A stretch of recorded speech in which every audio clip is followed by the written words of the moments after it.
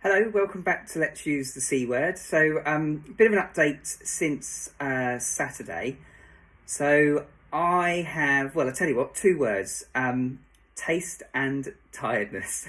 um, so, both of them not in a positive way, in any way, shape, or form. So, Saturday evening's meal was a complete disaster, not any reflection on Amy's cooking whatsoever.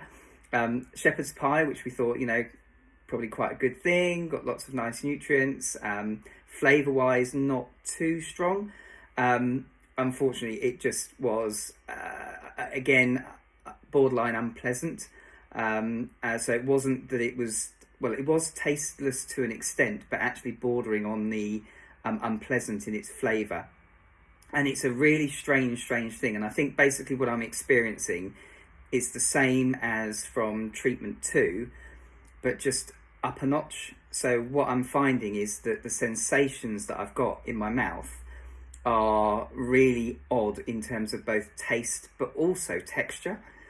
And it's most peculiar. I mentioned that this kind of coating sensation is there, and it's really odd. It's like you've got elements of your tongue that have an ever so slight coating or different sensation. And what that does is it means that some of the flavours that you would normally be able to taste, they're either not there at all or they're completely different. I think we've pinpointed it down to definitely savoury that's being impacted the most. Good job I've got a sweet tooth. But also it seems to be anything on the bitter scale. So vinegar, absolute, it's a trigger. And it's like as soon as my tongue comes into contact with anything that's got vinegar. So, for example, tomato ketchup, obviously vinegar itself. In the shepherd's pie, obviously had beans. So again, it's got that vinegar in the background. And as soon as that comes into contact with my tongue, that's when it changes the sensation and the taste. So it's not just taste; it's also the texture. So it plays havoc up here, because you know that you're looking at something that you adore, and for me, I can actually smell it as well. So the smell is perfectly fine, perfectly pleasant. In fact, actually, quite enjoyable. So I have to say, on the scale of the things that are going on, that is really frustrating, really frustrating. And what's really frustrating about it is you don't know until you try something exactly what is going to happen. So Saturday evening, obviously sat down for the meal.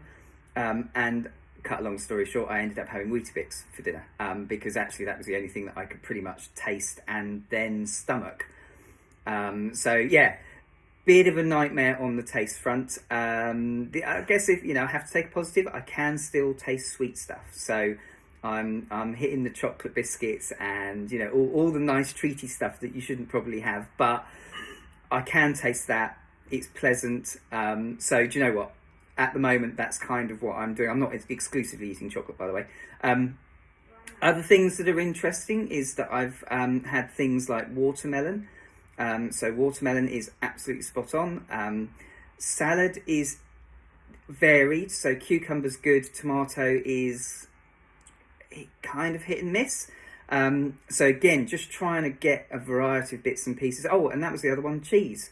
So on Saturday, cheese was fine. On Sunday and yesterday, because it's now Tuesday, virtually couldn't taste cheese. And I don't quite know what kind of part of the flavour spectrum that's sitting on, but clearly that's an issue as well. And then the other one is tiredness. So I know, obviously, I've mentioned previously that the steroids do the insomnia bit.